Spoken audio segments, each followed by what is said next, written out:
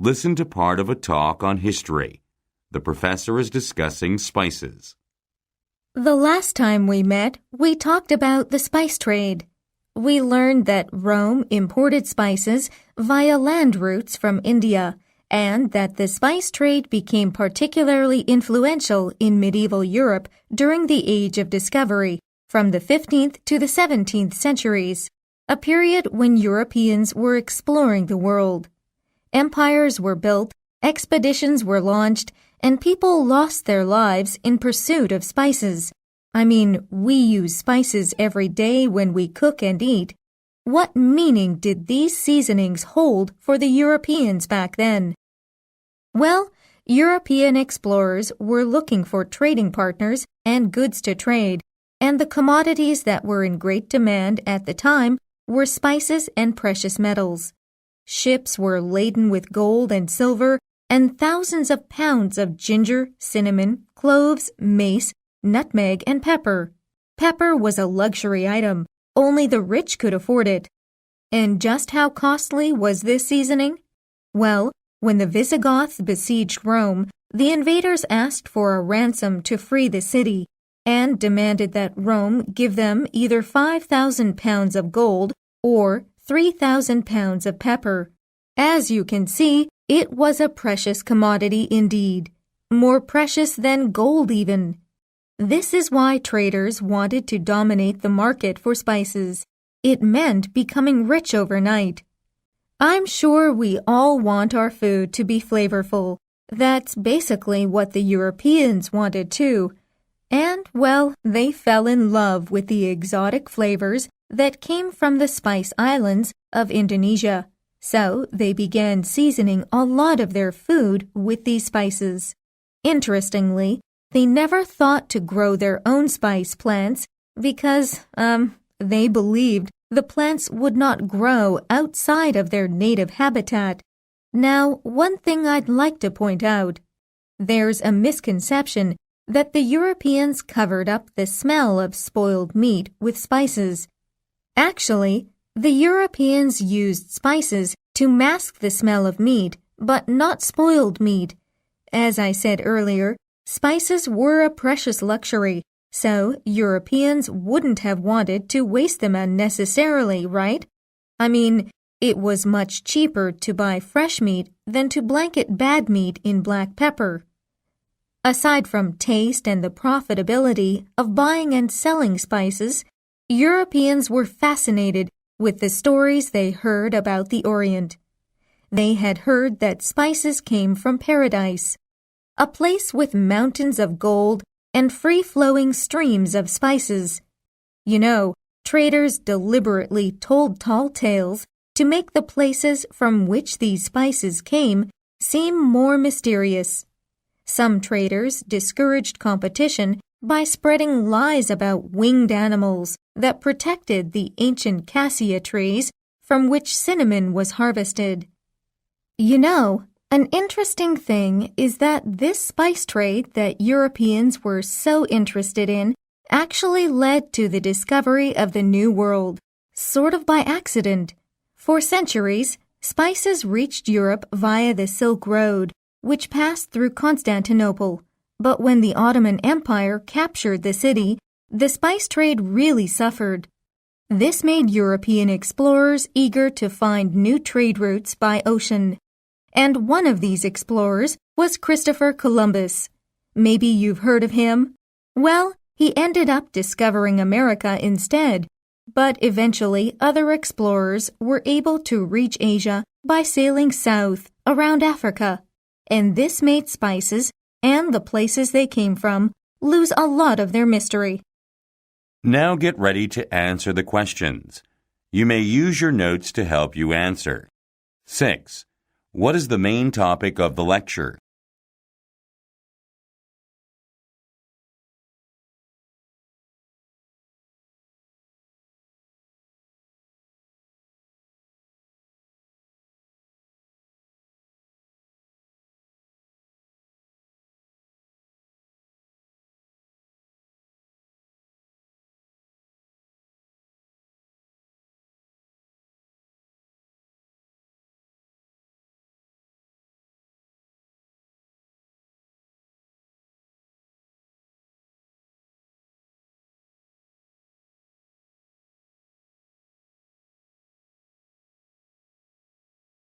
7.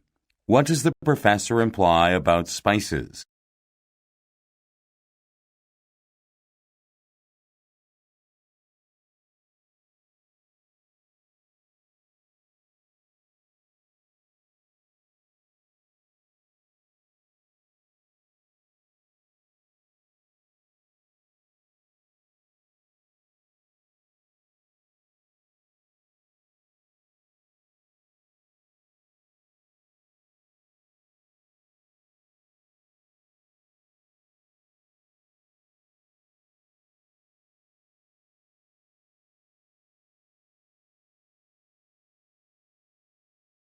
Eight.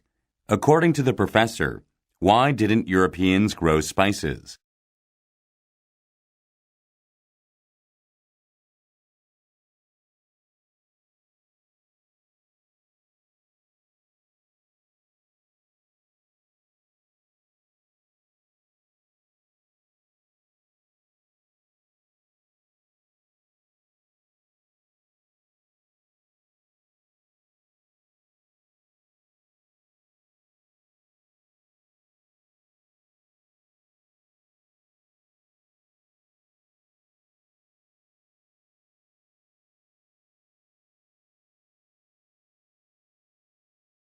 Listen again to part of the lecture, then answer the question.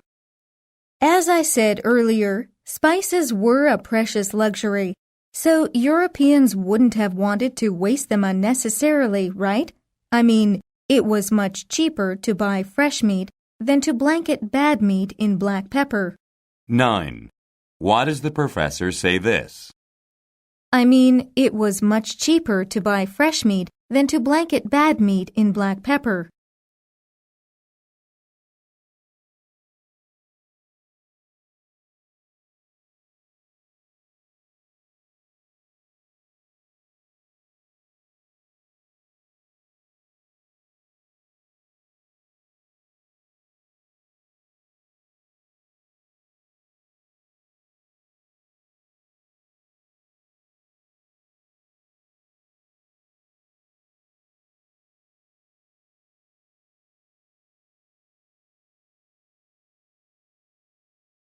Ten. Why did traders spread lies about the places where spices came from?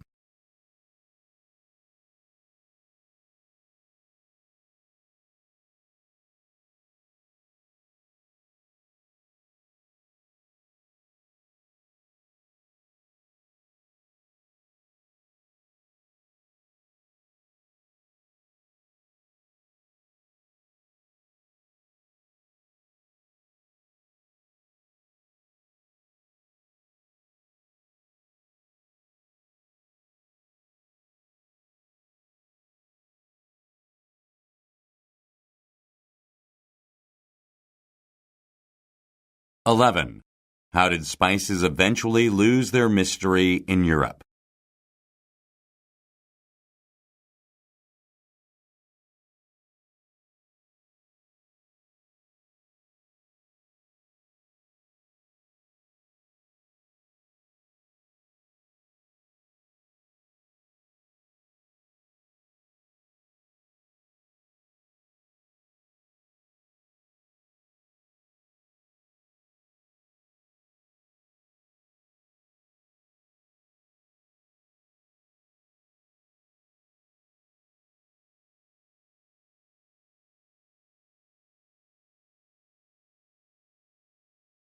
(12 to 17). Listen to part of a talk on science. The professor is discussing waste management. Today, I'd like to explain what waste management is. Basically, it has to do with how waste materials are transported, processed, recycled, or disposed of. And waste management is important because of the effect waste has on the environment. So, let me ask you a question. Do you think it's possible to completely get rid of waste? I know it's hard to imagine, but this may actually be possible someday. You know, dumping waste into landfills and burning garbage in incinerators aren't the most effective ways to get rid of garbage. Why? For one, the world is rapidly running out of landfills. There are only so many places to bury trash. And these traditional methods of waste management pollute the environment. Leachate. That's garbage juice, by the way. Well, leachate finds its way into groundwater when garbage is buried, and toxic gases are released into the air when garbage is burned. Yet these are the ways we get rid of our rubbish. So, let's discuss some waste management methods that are producing good results now. The first is recycling, and there are two reasons why it is so advantageous. First, jobs can be created from recycling. As a matter of fact, the U.S. recycled some 83 million tons of waste in 2008. So for every ton, the work of sorting and processing recyclable materials provides 10 times more jobs than dumping it in landfills. For certain types of garbage, well, the lighter weight stuff like paper and plastic, it's 60 times more jobs. As you can imagine, recycling is one of the fastest growing industries. Okay, recycling reduces the amount of waste overall, which in turn means the environment stays cleaner, scarce resources are conserved, less money is spent on getting rid of garbage. People start looking at what materials products are made of, and they want to play their part in saving the environment by using products that can be recycled. And that's the second reason recycling is effective. As people learn about which materials can be recycled, people won't look at non-recyclable garbage in the same way. Instead of viewing it as a normal byproduct of modern life, they will look at it as something that should not even exist. And that means manufacturers will have to start using more eco-friendly materials that can be recycled if they don't want their products to be boycotted. It's just how things would go. It would be a competitive advantage to appeal to customers who are concerned about the environment. Now then, can recycling on its own completely eradicate waste? Well, probably not. But combining recycling with an overall reduction in the amount of waste produced has the potential to achieve this goal. The key here is to understand that waste isn't natural and we shouldn't be generating it. With an environmentally conscious mode of thinking, we can actually generate much less waste than we're presently producing. Is this viable? Well, you make lifestyle changes such as buying less, choosing products that are durable or that can be repaired easily. Well, we can buy stuff in containers that can be recycled. See? Easy. The Netherlands has taken the idea of achieving zero waste one step further. In an effort to get people producing zero garbage, the Dutch have instituted a new initiative, aptly named the Zero Waste Program. The Dutch government taxes households and institutions according to how much garbage they produce, and the more stuff people throw away, the more money they have to pay. There's an electronic microchip in the trash containers, and when the trash is picked up, it's weighed and the household is charged according to how much was thrown away. Obviously, this encourages people to throw away less rubbish. Now get ready to answer the questions. You may use your notes to help you answer. 12. What does the professor mainly discuss?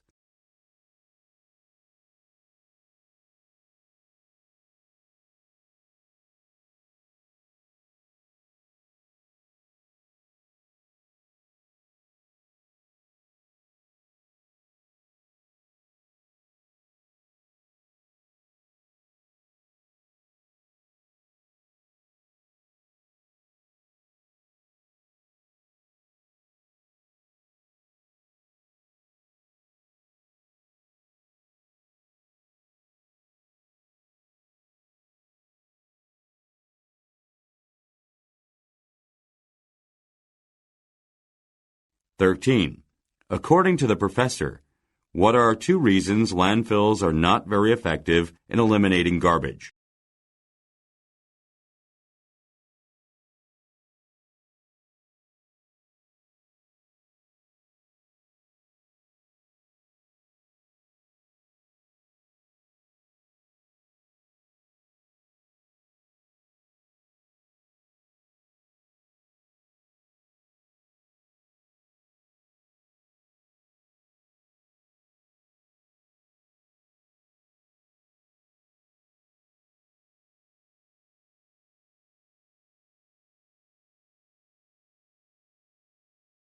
(14) Why does the professor mention 83 million tons?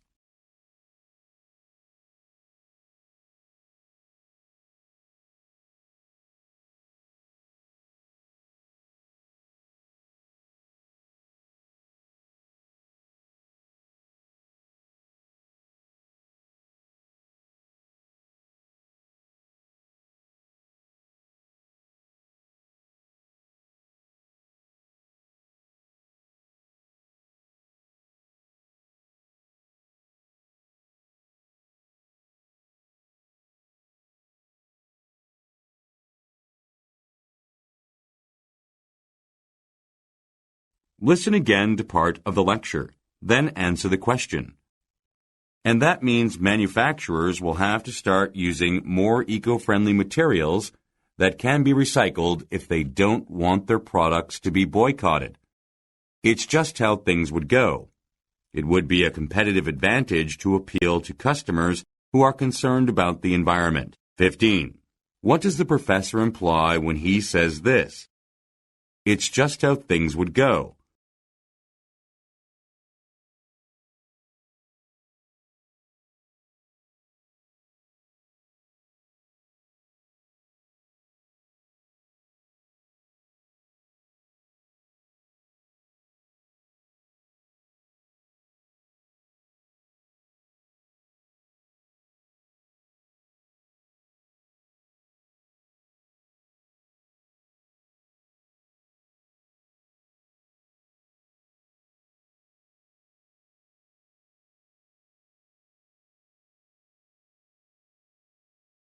Listen again to part of the lecture, then answer the question.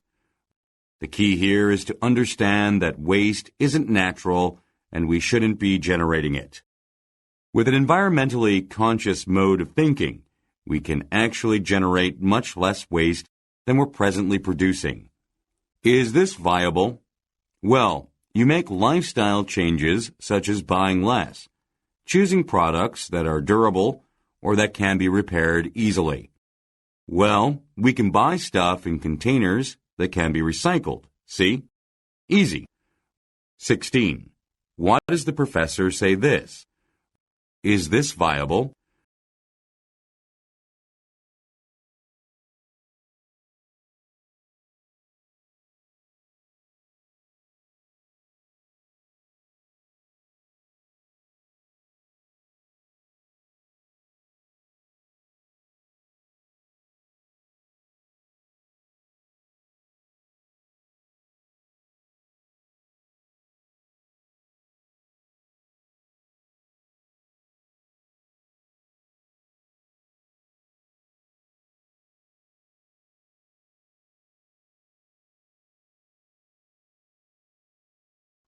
(17) According to the professor, what is a key feature of the Netherlands program?